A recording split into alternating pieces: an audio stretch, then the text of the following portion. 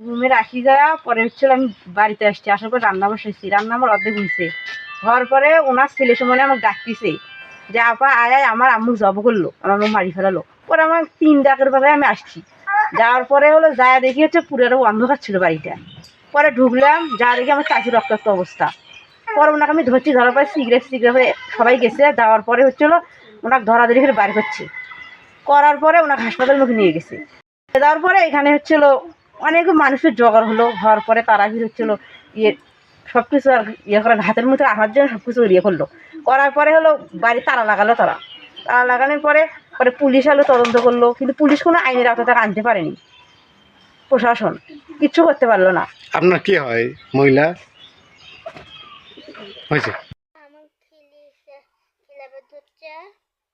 আগে কিন্তু মিলসা করছিল আর হলো আমার হলো দাদা দাদি আমার খিলাবের বাচ্চা আবার ফির কারেন গেছি।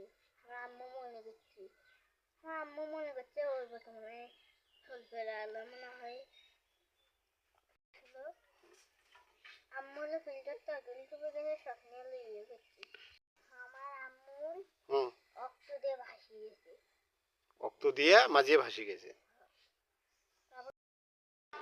বাড়ি থাকার পরে তো এখন আমার বোনের ভাসুরের মেয়ের নাম সুফিতা। সুফিতা বলছে আন্টি কল করছে আমার কাছে, আন্টি বলে কি একটা তো কাজ হয়েছে। কি কাজ? হচ্ছে চাচিক তো হচ্ছে জবাই দিছে বটি দিয়ে।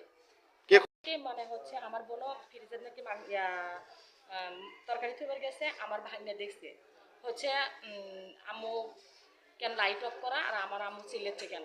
পরে মানে মোস্তাকিম দৌড় করে যা দেখে ওর দাদি লাইট অফ করে দিছে, মানে মেইন সুইচ বন্ধ করে দিছে। তখন বাচ্চা কইছে তাহলে মেইন সুইচ বন্ধ করছে, অবশ্যই আমার আম্মু চিল্লেছে, তাহলে আম্মুক ধরে মারতেছে। তখন ওই দৌড় দিয়ে যায় দেখে নাকি বলে হচ্ছে মেইন সুইচ অফ করা, তখন ছোলে মেইন সুইচ দিছে।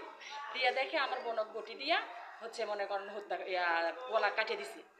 কাটিয়ে দেওয়ার পরে তখন ওই বাচ্চা কী করছে দৌড় করে ওই সবিতা ওর আপা আছে তাক ডাক দিছে আর বড় মুখ ডাকছে, ও বড় আমার আম্মুক যে জবাই করছে আমার দাদি দাদা। তখন যা দেখো দাদি দাদার হাতে বটি। হ্যাঁ, তো তখন এখন খবর দিচ্ছে ওরা দৌড়াদৌড়ি করে আসে দেখে আমার বোন মনে করেন হচ্ছে পড়ে মনে করেন রক্ত দিয়ে ভেসে যাচ্ছে। তখন ওরা আসছে, জাহাঙ্গীর ভাই তারপরে সুপিতা ওরা সবাই আসছে, আসে ওর গামছা দিয়ে গলাটা পেঁচছে, গামছা রক্ত দিয়ে মাখা। তারপরে আমি দেখাচ্ছি ওর জামাগুলো রুমাগুলো রক্ত দিয়ে মাখি। তখন ওরা কি করছে নিজেরা ওরা হচ্ছে মেডিকেলে নিয়ে আসে। তো আমাকে আবার ফোনে খবর দিচ্ছে আন্টি বলে কি একটা ঘটনা ঘটছে। কি ঘটনা? তো হচ্ছে আমার চাষি জব করছে বটি দিয়া। তো আন্টি এই ঘটনা আর আমরা সেই চিকর পাওয়ার পরে পরে সঙ্গে সঙ্গে আমরা চলে আসি কোথায়? মেডিকেলে। কোন মেডিকেলে যাচ্ছেন? এটা হচ্ছে ওই যে উদখালি মেডিকেলে। তো মেডিকেলে আসে দেখে আমার বোন হচ্ছে সত্যি গলা টলা কেমন মানে জবাই দিচ্ছে, আমি সে চিকরও জায়গা। পরে আমার ভাগ্নিক জিজ্ঞেস করলাম, আমার ভাগ্নে কয় আম্মু গো হচ্ছে এরকম আমার আম্মু যে জব করছে কেমনে। পরে ছেলের কাছ থেকে আমি শুনলাম পরে এগুলা করছে। পরে ওর জাল সবাই আমাকে বললো হ্যাঁ এটা সত্যি কথা। আমরা যা দেখি বউ হচ্ছে বটি দিয়ে গলা কাটিয়ে দিছে। পরে আমার বলে তো আমি চিল্লাচিল্লি করে সবাই আমাকে যে থামানোর পরে তো ওখানে বেশি সিরিয়াসের পরে তখন হচ্ছে সদর হাসপাতালে এখানে আর কি ভর্তি হলো।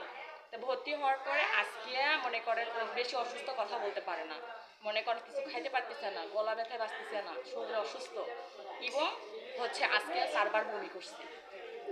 হ্যাঁ 4 বার বমি করার পরে বেশি অসুস্থ। পরে এখন আমি এখানে ডক্টরকে বলছি, তখন ডক্টর বলছে এখান থেকে তাহলে রিলিজ করে আপনার রংপুর ভর্তি করেন, কারণ এখানে এই রুগী যেহেতু অসুস্থ হয়ে গেছে বমি তো মারাত্মক। পরে আর কি করবো না পারে এখান থেকে আমরা রংপুরে নিয়ে যাওয়ার প্রস্তুতি নিচ্ছি, এখানে আর কি চলতেছে না। বোনের বাড়ি হচ্ছে সাগাটা থানা, গাইবান্ধা জেলা সাগাটা থানা হচ্ছে, এটা হচ্ছে ঘটিয়া। হ্যাঁ ঘটিয়া। নাম হচ্ছে মোহাম্মদ আনারুল ইসলাম, হৃদয় হাসান।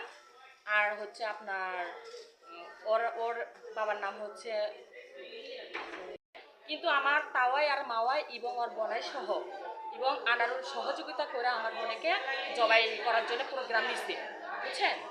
আর এর আগে হচ্ছে ওরা গোপনে তালাক করছে, আমার বোন জানে না।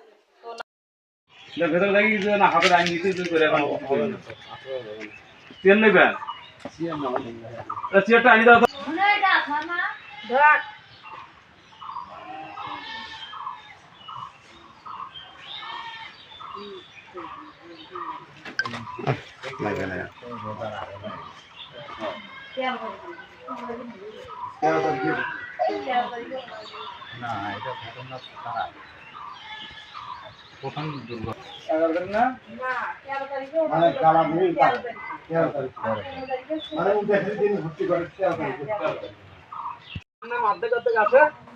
কি আছে হয় আর এই কয়েকই জমি আর নেওয়া যাবে না যেহেতু অর্ধেক দিকে যাচ্ছে এইটা যে না করলে যে বলছে তালা দিকে যাচ্ছে না ক্লাস অর্ধেক যদি তার নামে হয় জমিটা কিন্তু আর তার বইয়ের নামও দিলে তো আর বউটা আমার পাচ্ছে না এই আসছি আসার পরে দেখি গেটের সামনে শুয়ে আছে। পরে আমরা মেডিকেলত নিয়ে গেছি, নিয়ে যাওয়া উদয়খালিত নিয়ে গেছি। উদয়খালিত নেওয়ার পরে ডাক্তাররা বলছে যে এখানে হবে না, পরে এরা গাইবান্ধা নিচ্ছে। কিন্তু বাড়ির ভিতর কি হয়েছে না আছে সেটা আমরা জানি না, সে ছেলে জানে খালি শুধু খালি শুধু ওই বাচ্চাই জানে। মানে বাসার মধ্যে আর কেউ আছিল না? না না, খালি ওই বাচ্চা ছিল, আর মা ছিল, আর দাদা দাদি ছিল, আর ওই যে ওরা আর এক দাদি ছিল। মোট কয়জন আছে? 4 জন আছিল। না, এরা হলো 3 জন, ওরা হলো মা আর হলো ছেলে, 5 জন ছিল। 5 জন আছিল। তাছাড়া আমরা কিছু জানি না। আচ্ছা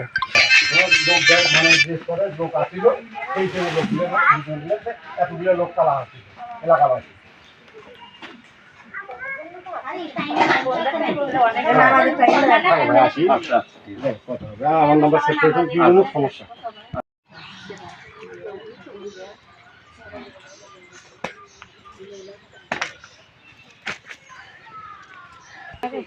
না হয়তো না হইতে পারে, কোনো অস্ত্র আছে তার সত্য খায়া দেওয়া, যদি তার লোভ লালসা অন্যদিকে সাইডও থাকতে পারে, ওটা কেন বলতে পারবে না? যেটা শুনলাম হ্যাঁ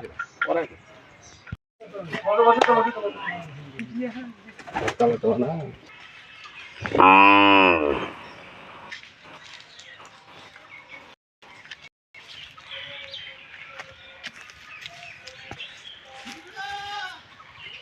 সাংবাদিক